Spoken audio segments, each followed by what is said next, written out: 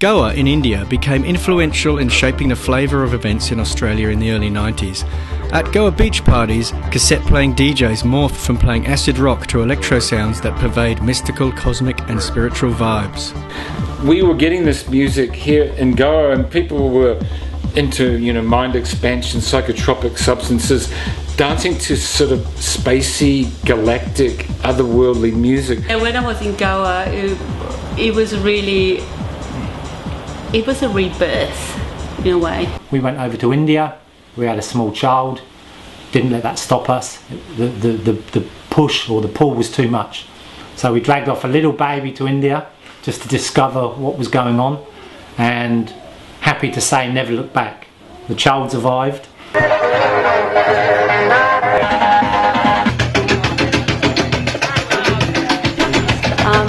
Growing up during the Vibe Tribe era, I guess, was chaotic.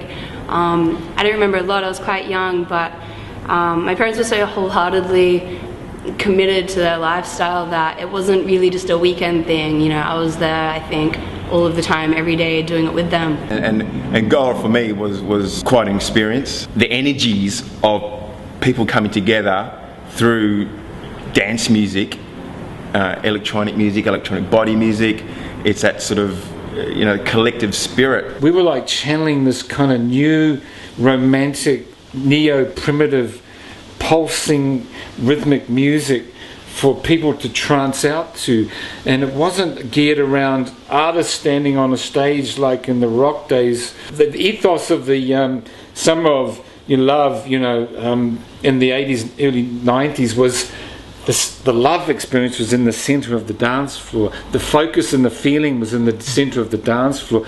The focus was not up on a stage looking at personalities, artists, doing a show. That was a very big point.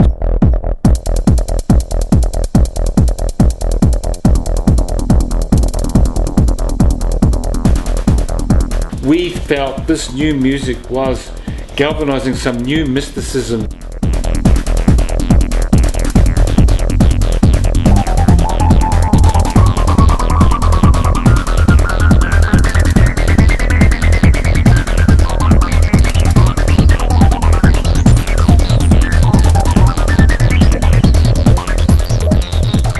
People were taking psychedelic drugs and dancing all night to this new style of electronic music that was completely in sync with shamanic practice and thought and consciousness. The most empowering aspects of these parties, when they're really tuned well, is the communality, a sense of community. This shit had to go back to Australia. Took it back to Australia, my experience, and incorporated it straight away into the Sydney scene.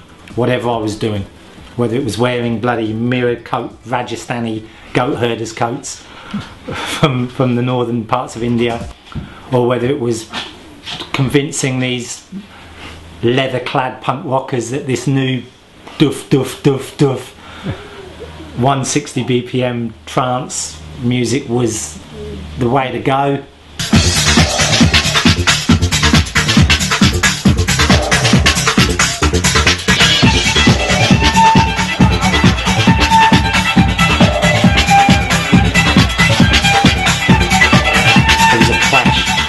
Subculture, a clash of geographic cultures, a clash of lots of things, and those sparks are what produce new revolutions and new ideas. The first Vibe Tribe party from memory, although I'm not sure how good my memory is from 20 odd years ago, was in Sydney Park, and we actually got away with that party and ran that party all night. Sydney Park parties changed my life, really seriously changed my life. It was just an epiphany to come across the first party I came across in Sydney Park.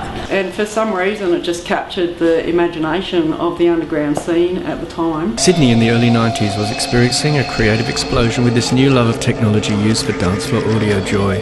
A myriad of groups emerged simultaneously around the country, too many to mention in this film. Some groups focused on social party energy like Vibe Tribe and Club Kooky, and others focused on the production of music like Clan Analog. The real impetus to start Clan Analog was to open up live opportunities for electronic composers and performers, because everything seemed to be quite rocky at the time. It was purely a community-oriented objective to gather a critical mass of electronic producers and put on clubs or parties or whatever. Yeah, so Clan was on a DIY level, self-funding our own EPs. The first 4 releases of Clan Analog were vinyl records pressed around the corner here in St Peters. As soon as there's some sort of unity from different angles and those cusps are felt and touched, you get that explosion of appeal. Taking it out into the bush, taking it out into warehouses, illegal underground warehouses. I was one of the sort of the chief instigators of the Happy Valley parties and movement, Abel and I and his brother. And we did the first one in '91 in Wiseman's Ferry. I mean, it was like Woodstock, you know? It was like Woodstock. It really was. It was, you know, the speakers and the scaffolding and the outdoors, and it really was a renegade event.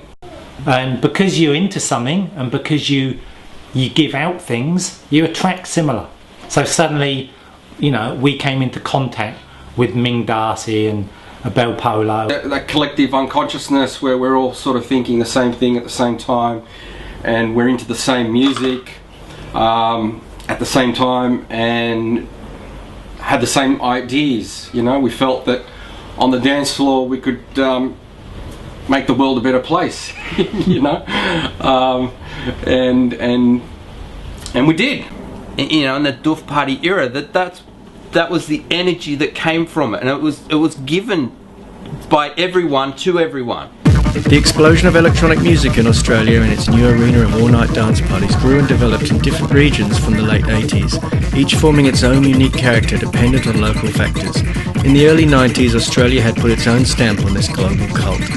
Positive vibrations of community co-created energy emanated from these events, subverting the dominant paradigm of our winner-takes-all competitive system. First I asked, who's the Vibe Tribe? And Jester said to me, whoever turns up at the party, it's a collective. For me, I became aware of the Vibe Tribe crew. They were the anti-establishment, I guess, commercial organisation against sort of electronic popular rave music at the time. And that was great because you needed another force to keep everything in check.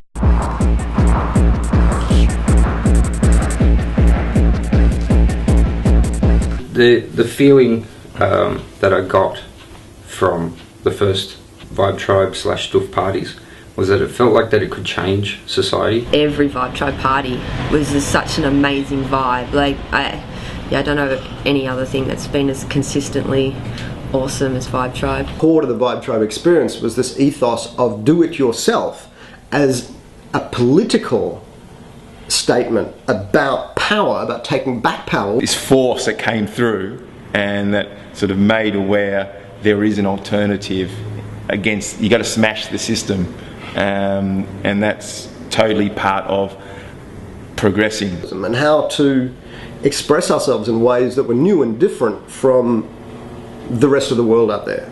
Vibe Tribe, you know, were the catalyst to many protests that stood up against, you know, the government and wrongdoings by the establishment. And how we shouldn't wait for others to do something we want and shouldn't rely on these corrupt institutions, but we should foment the change that we wanted ourselves.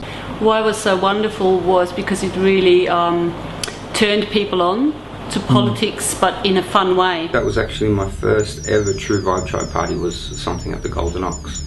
I think it was called Bollocks. It was, yeah, that was a spectacular event. Just with a couple of strobe lights and $5 entry, but it turned out to be one of the best nights ever.